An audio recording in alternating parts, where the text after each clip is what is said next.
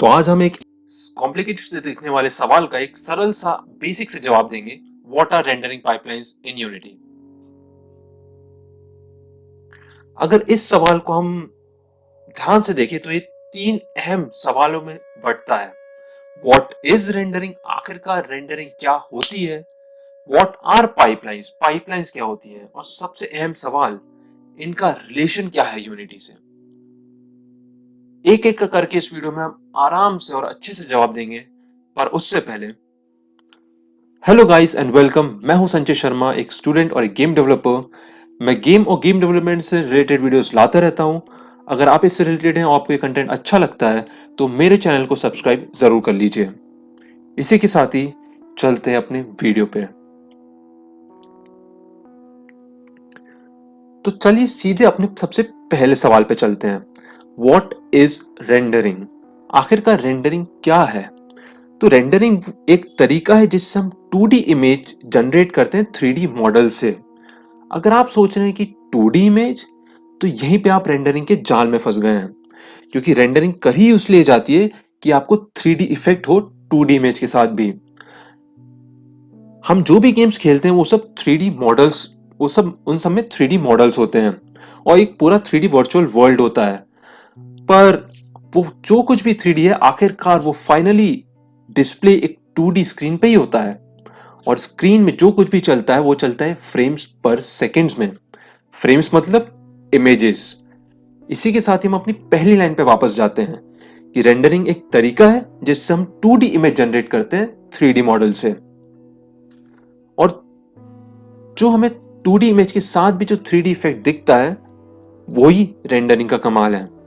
अगर सीधे से एक लाइन में इसको कंक्लूड करना हो तो जो कुछ भी आपको गेम्स में स्क्रीन पे दिखता है वो सब रेंडरिंग का ही रिजल्ट है, जिसको हम रेंडर कहते हैं। और वो जो प्रोसेस है उसे रेंडरिंग कहा जाता है। इसके साथ हम अपने अगले सवाल पे चलते हैं। What are pipelines. अब अगर आप सोच रहे हैं कि मैंने क्या खोल दिया, तो हमारी पाइपलाइंस का रिलेशन भी इन्हीं पाइपलाइन से है।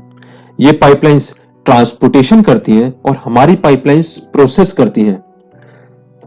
वो एक मशीन की तरह है और ये ग्राफिक्स प्रोसेस करती हैं, इसलिए हम इन्हें ग्राफिक्स पाइपलाइन या रेंडरिंग पाइपलाइन भी कहते हैं।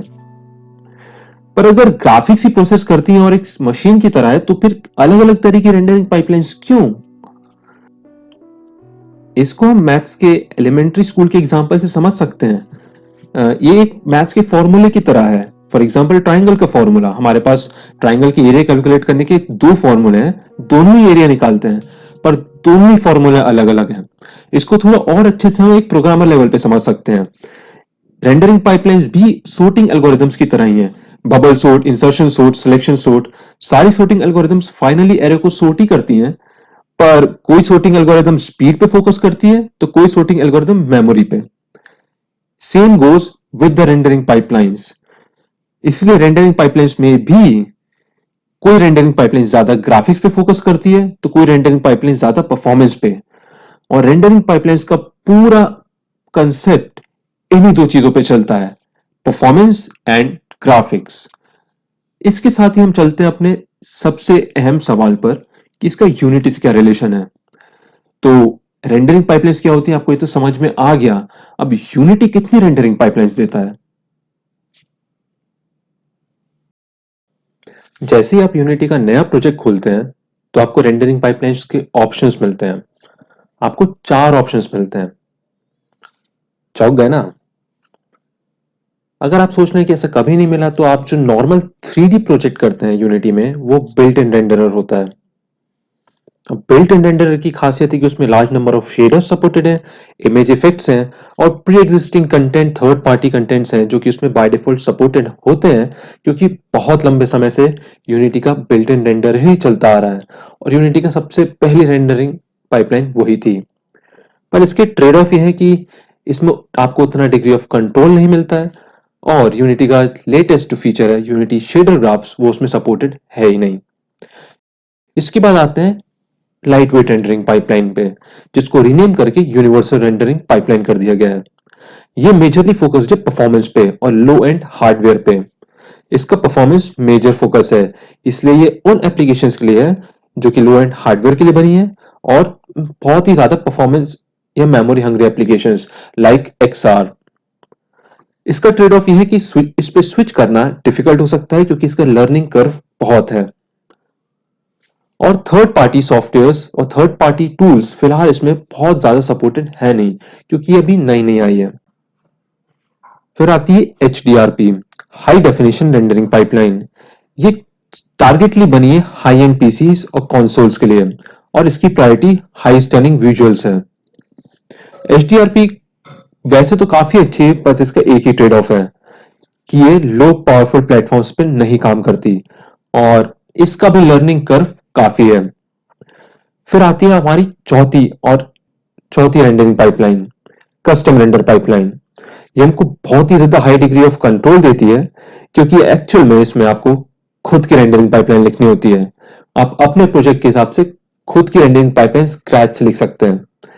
बट ये जितना अच्छा दिखता है उतना अच्छा है नहीं, क्योंकि इसके लिए आपको डेडिकेटेड ग्राफिक्स प्रोग्रामिंग आनी चाहिए। मतलब आपके प्रोजेक्ट के लिए आपको एक डेडिकेटेड ग्राफिक्स प्रोग्रामिंग की टीम होनी चाहिए, क्योंकि आपको इसमें पूरी रेंडरिंग आपको स्क्रैच से लिखनी पड़ेगी। इसका सबसे बड़ा ट्रेड ऑफ यही है कि इसका बहुत ही ज्यादा हाई लर्निंग कर्व है, बिगनर फ्रेंडली बिल्कुल भी नहीं है, और आपके गेम और किसी भी प्रोजेक्ट के लिए काम दुगने से भी ज्यादा हो जाएगा। एक बात और जो कि बताने वाली है, स्क्रिप्टेबल रेंडर पाइपलाइन के अंडर HDRP और URP आते हैं, बिल्ट इन रेंडरर नहीं। बिल्ट इन रेंडर यूनिटी का बहुत पुराना रेंडरर है जो कि काफी समय से चलता आ रहा है, और अब धीरे धीरे ऑब्सोलीट भी हो गया है। यूनिटी का मेजर फोकस अब SRP पर है, मतलब HDRP या URP। अब सवाल आता है कि SRP क्यों? स्क्रिप्टेबल रेंडरिंग पाइपलाइन जैसे कि नाम सजेस्ट करता है, हम स्क्रिप्ट से के द्वारा इसको कस्टमाइज भी कर सकते हैं।